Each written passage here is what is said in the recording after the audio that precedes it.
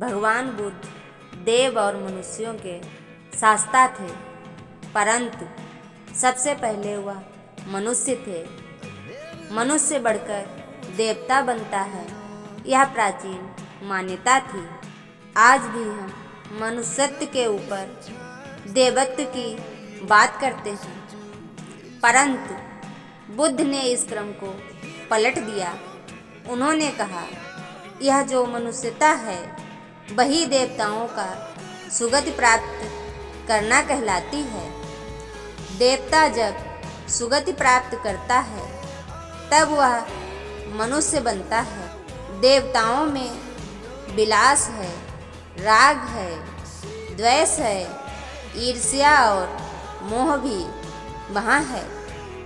निर्वाण की साधना वहाँ नहीं हो सकती। इसके लिए देवताओं को मनुष्य बनना पड़ता है। मनुष्यों में ही देव पुरुष का आविर्भाव होता है, जिनको देवता नमस्कार करते हैं। मानवता धर्म का उपदेश देने वाले बुद्ध स्वयं मानवता के जीते जागते स्वरूप थे। यहाँ उनके जीवन से संबंधित कुछ प्रसंग दिए जाते हैं, जिसमें उनके व्यक्तित्व में बैठी हुई गहरी मानवता का दर्शन होता है। भगवान का परिनिर्वाण होने वाला है। रात का पिछला पहर है। भिक्षु उनकी शैया को घेरे बैठे हैं। बुद्ध उन्हें उपदेश दे रहे हैं, कह रहे हैं, भिक्षुओं, बुद्ध धर्म और संघ के विषय में कुछ शंका हो तो पूछ लो।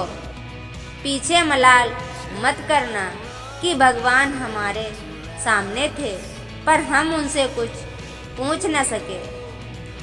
कोई शिष्य नहीं बोलता। भगवान 3 बार कहते हैं। कोई शिष्य नहीं बोलता। भगवान 3 बार कहते हैं, पर कोई भिक्षु कुछ पूछने को नहीं उठता। भगवान को शंका होती है कि कहीं वे उनके गौरव का विचार करके पूछने में संकोच तो नहीं कर रहे। इसलिए वह कहते हैं, शायद भिक्षुओं तुम मेरे गौरव के कारण नहीं पूछ रहे। जैसे मित्र मित्र से पूछता है, वैसे तुम मुझसे पूछो। बुद्ध अपने शिष्यों की समान भूमिका पर आ जाते हैं। उनकी यह विनम्रता मनुष्य धर्म की आधार भूमि है। बुद्ध ने अपने को भिक्षुओं का कल्याण मित्र कहा है, जो उनकी मानवीय सहायता और विनम्रता को सूचित करता है। एक दूसरा दृश्य भी उसी समय का है। चंद करमार पुत्र के यहाँ बुद्ध ने अंतिम भोजन किया था। उसके बाद ही उन्हें खून गिरने की कड़ी बीमारी हो गई थी, जो उनके शरीरांत का कारण बनी। बुद्ध को उसके हृदय का बड़ा ध्यान था। भक्त उपासक को यह अफसोस हो सकता था कि उसका भोजन करके ही भगवान का शरीर छूट गया।